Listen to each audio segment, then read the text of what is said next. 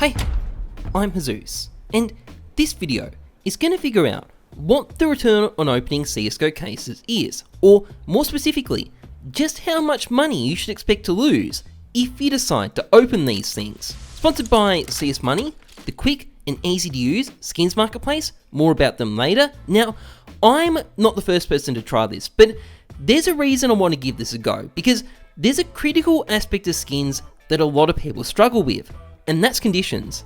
They have a huge impact on the value of skins, and it's hard to know exactly what the odds of getting skins in each condition is. For example, 3Clicks did a really great video trying to figure this out in 2014, but the conditions caused him a massive headache. I assumed that the chances of getting a factory new weapon was just as likely as any of the others, mainly because I have no idea how else to do it. Now, these days, thanks to Step from float.db, we've got the actual numbers, and we know that isn't right. Factory new skins are quite a bit rarer, and that means that 3Clicks return, which was 67%, is probably a bit too high. Now, another guy, Jeremy Ray, also had a go at calculating this, and he assumed, based on something a Valve employee said, the conditions have a normal distribution.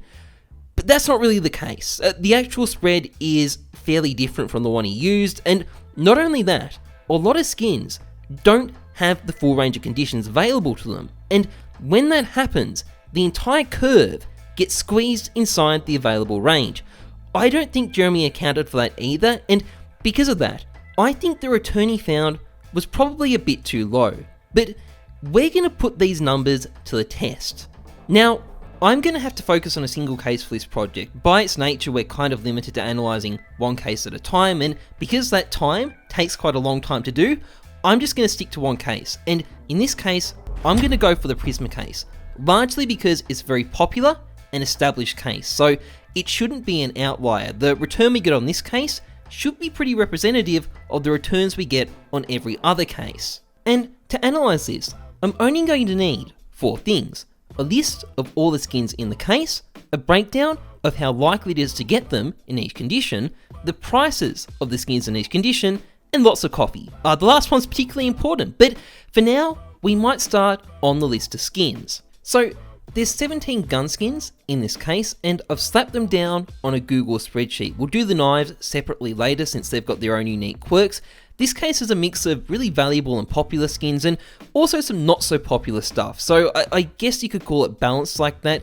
And the next step is to figure out what the chances of getting the skins in each condition is. Now, we know what the odds of getting each individual type of skin in the case is because a Perfect World released the numbers. So it's about 80% for blue items, 16% for purple items, 3.2% for pink items, and 0.64% for red items. So we can divide those by the number of skins, and that gets us our starting number. But working out the odds for each condition, however, is going to be a little bit more difficult. So Step from float.db has given us the odds for any skins where the entire range of conditions are available, so anything from 0 to 1 on this spectrum.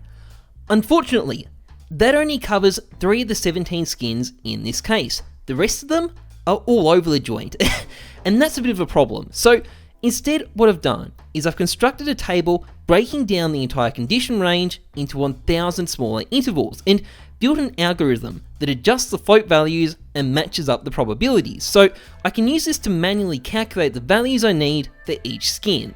And after a few long and extremely tedious calculations, I had my numbers, and the next stage was pretty simple. Grab the median sales values for all the skins from CSGO Stash and StatTrack and non-StatTrack and insert them into the table, and we can calculate our first set of numbers, the average return from each gun in the case. And it turns out, just counting the skins, on average, you're gonna make back about 84 cents from every case you unbox. 84 cents for every $2.54 you spend buying the Prisma case and its key, about 33% of your money. But that's excluding knives, and they're going to improve your return, and the real question is, what happens once those are factored in?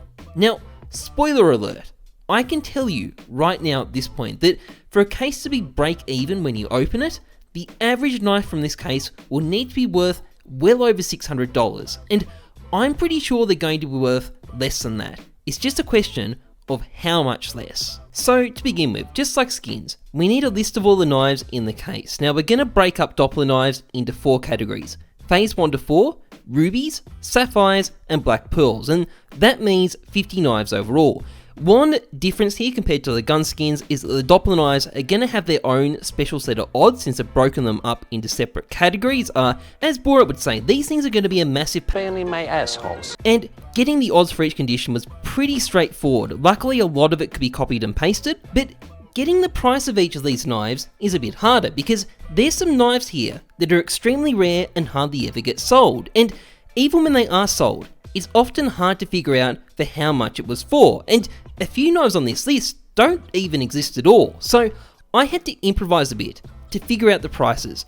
Where I could, I tried to get the values off Buff, simply because that's a more active marketplace for knives. Now I converted the prices to American dollars and then increased them by 40% because items sell for much lower prices on Buff than the Steam market, and I wanted to keep everything consistent on Steam market prices. Now, where I couldn't get a price from Buff, I used CS Money's prices, simply because that gave me a definite price floor. Now, sometimes with very rare items, collectors will pay more, but where we don't have enough data to go off, CS Money's prices give us a guaranteed minimum value. Now, admittedly, it's still quite a rough method. With something like this, 100% accurate figures don't exist. It's just not possible to measure them. I mean, for example, there is no factory new StatTrak Ursus Ultraviolet, so I had to guess a price for this hypothetical one-of-a-kind item, but overall, I think the result should be fairly accurate. Now, at this point, all I had to do was finish linking up the equations and I'd have my final result. The price of each skin, times by its odds, all added up together. And the final number, drumroll please, $1.54 per case, or an average return of 60.62992% when you open up the Prisma case. And it's kind of what I was thinking might happen. I kind of felt the 3 clicks might have gotten a number that was a bit too high, and Jeremy might have got a number that was a bit too low, and getting something in the middle is kind of what I was expecting. But even still, it's a pretty shit return. 60%, not good. As Jeremy points out in this article, this is worse than pretty much any other casino except the ones at Macau. And this is a bit weird when you think about how cases work, because Valve hasn't set this return. They've set the key prices, they've set the odds for the items, but they haven't set the prices for the items. The community has set those on a free market. A free market where Valve takes 12% of your sales price, which cuts into your return even more, but whatever. The point is, the community set this return, and it's turned out to be worse than pretty much any other casino or poker machine in the world. Well, except for yours, Chairman Xi. 女士们,先生们,大家好. Okay, no, good point, that's actually true. But the point is, the odds on these things are kind of terrible, and that's despite the fact that the community themselves get to set this return. Now, why would we keep on opening loot boxes knowing on average we're going to make a loss? Valve certainly didn't think we were going to, and some people have pointed to a slot machine-like nature of cases as an incentive for people to gamble. And it feels like Valve itself has specifically designed this game to operate almost exactly like a slot machine. But I have a different theory. Basically, I don't think people can really see how bad the odds are when they open cases, because cases are just too complicated. There's too many items in too many conditions with too many prices to keep track of, and you don't even know all the odds anyway. Basically, it's just too much for a casual unboxer to really process. So what I think happens is people look at the knives and end up overestimating the sort of return they might get as a result. Now, that complexity is one of the key things that makes CSGO skins so interesting in the first place. So there's no easy solution here. I think Valve should have to show the odds for each item in game. I think that would help, and I think it's ridiculous they don't have to, but there's still going to be a problem. And unless you want to completely destroy CSGO skins as we know them, it's going to remain. And I don't want to do that. A quick comment to add to this, by the way. Given the way cases seem to operate, I think it's really likely that some cases will have better returns than others. I will need to investigate that in the future, but I think it's really likely. But for now though, This video has kind of broken me. It's certainly broken a perfectly good wrist of mine that I could have been doing other things with, so I might wrap things up. If you enjoyed this vid, please like, comment, subscribe, massively appreciate it, and a big thank you to CS Money for sponsoring this channel. Just a quick plug, CS Money is a marketplace where you can buy and sell skins. It's quick, it's safe, you can deposit skins or deposit cash for a bonus, and it has a really cool 3D inspect feature built into it, and an item wiki, which you would have seen earlier. Cool site, check it out, link is in the description. Otherwise, trust the numbers, not your gut. I'm Heyzeus, thanks for watching, see ya.